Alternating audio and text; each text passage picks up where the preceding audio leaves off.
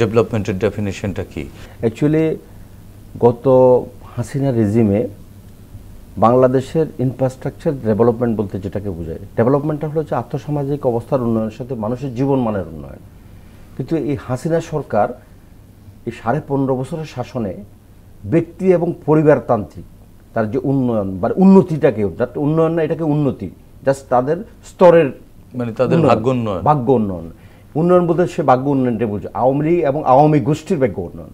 কিন্তু একটা দেশের উন্নয়ন বলতে এটা সামষ্টিক অর্থনৈতিক একটা ইভেন্ট। সেখানে ইনফ্রাস্ট্রাকচার ডেভেলপমেন্ট হবে, মানুষের আর্থসামাজিক অবস্থার উন্নয়ন হবে, জীবনযাত্রার মানের উন্নয়ন হবে, মানুষের রাজনৈতিক স্বাধীনতা থাকবে, নৈতিক যে মানুষের নৈতিক উন্নয়ন হবে, সাথে সাথে নাগরিকদের মৌলিক অধিকার, একটা উন্নত দেশের একটা মানদণ্ড, নাগরিকদের মৌলিক অধিকারটা এস্টাবলিশড হবে। এই সরকার যে গত রেজিম, যে ফ্যাসিস্ট সরকার, সে কখনো নাগরিকের জীবন মানের একটা মানে উন্নয়ন বা কিন্তু এই মেট্রো রেল বা এই যে সড়ক, বহুতল ভবন, এগুলো কি মানুষের কাজে আসে? অ্যাকচুয়ালি এই বিষয়টা হলো আপনি একটা তাহলে মানুষ এটিকে ডেভেলপমেন্ট বলছে তো। গত হাসিনা সরকারের প্রেক্ষাপটটা ছিল এরকম, সে তার উদ্দেশ্য ছিল মানে ওই আমাদের ডাক্তার সাহেব বলছেন যে তাকে মানে দুর্নীতির মাধ্যমে তার ব্যক্তিগত উন্নয়ন এবং টাকা পাচার এবং আত্মীয় স্বজনকে সুযোগ সুবিধা করে দেওয়া। আর তাছাড়া ভাই যেটা বলছেন ফ্যাসিস্ট শাসক বলছেন, আমি আমার বিশ্লেষণে, ছোট বিশ্লেষক হিসেবে আমার যেটুকু ধারণা, যে একটা ফ্যাসিস্ট শাসকের এটা সবসময় তাদের দেশপ্রেম থাকে, আমি আপনার সাথে একমত। কিন্তু হাসিনা কখনো ফ্যাসিস্ট বললে তাকে খুব মাফিয়া, তার নিজের দেশ এবং তার জাতির প্রতি তাদের কমিটমেন্ট থাকে, কারণ সে জানে তার এই জাতি তাকে রক্ষা করবে, তার এখানে এই সারাউন্ডিং এর ভিতর তাকে থাকতে হবে, ওদেরকে নিয়ে থাকতে হবে। কিন্তু হাসিনা কখন ফ্যাসিস্টকে ছাড়িয়ে গেছে, সে ছিল মাফিয়া।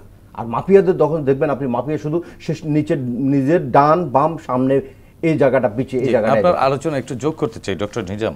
2012 সালে একটি খবরের শিরোনাম আমরা দেখলাম, মানবাধিকার সংগঠন একটি প্রতিবেদন ছিল, 3 বছরে দেশে গুম হয়েছে 72 জন, সেটি 2012 সালে। তার মানে গুমটা একেবারে ওই সরকার গঠন করার পরই ফার্স্ট টাইমে 2009 সালে ক্ষমতায় এসেই এই গুম কালচার শুরু করেছেন। কিসের ভয় ছিল তার? তো সে মানুষের কণ্ঠটাকে ভয় পেত। সে স্বাধীন, এই যে আজকে আমরা স্বাধীনভাবে কথা বলতে পারতেছি বাংলাদেশে বসে, এটা এই বিষয়টাকে সে কখনো মেনে নিতে পারতো না। সে কখনো, আমরা ভিতরে শুনেছি আর কি, সে তার দলের ভিতরে কেউ যদি তাকে নিয়ে একটু কথা বলছে, তার মানে নেতৃত্ব নিয়ে কথা বলছে, তাকে সে সরাই দিয়েছে। তো সেক্ষেত্রে যারা মুক্ত চিন্তার সাংবাদিক, দেশপ্রেমিক, রাজনৈতিক, তাদের কারো কণ্ঠকে সে সহ্য করতে পারতো না। সে তার ছায়াকেও ভয় পেত, যেটা একটা ফ্যাসিস্ট মাফিয়ারা এরকম। এই জন্য গুমের মতো একটা ভয়ঙ্কর পথ বেছে নিতে হবে। এই দেশের জনগণের রক্ত নিয়ে, তার রক্তের প্রতি তার একটা নেশা ছিল। এই দেশের মানুষের ক্ষতি হলে আমার কিছু যায় আসে না, তার মানসিকতা ছিল এরকম। সেক্ষেত্রে দেখেন চৌধুরী আলম থেকে আরম্ভ করে আমাদের সাবেক ছাত্রনেতা বিএনপি সাংগঠনিক সম্পাদক ইলিয়াস আলী ভাই থেকে আরম্ভ করে অনেক মায়ের সন্তানদেরকে গুম করেছে, খুন করেছে, যারা আজও ফেরেনি।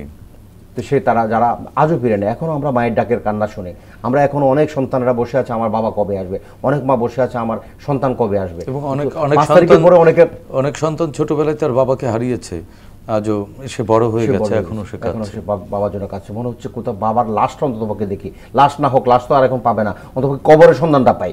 কিন্তু এমন হাসিনা এমন একটা, তাদেরকে কবর দেওয়া হয়েছে না, ওটা তো তার বিভৎসটা কোনো শেষ ছিল না। আজকে আমরা কথা শুনতেছি যে আমাদের বিভিন্ন নেতাদেরকে যারা গুম ফেরত, মানে যারা এসছেন এবং যারা ওইটার সাথে জড়িত ছিলেন, ছোট কর্মকর্তা বা ছোট যারা স্টাফ ছিল, ওরা বিভিন্ন সময় বিভিন্ন পত্রিকাতে, বিভিন্ন মিডিয়াতে যে সাক্ষাৎকার আমরা শুনেছি যে ওদেরকে অনেককে পুড়িয়ে ফেলছে, নদীতে ডুবিয়ে মেরে ফেলছে এবং পুরে লাশটাকে মানে ছাই করে ভাসিয়ে দিয়েছে।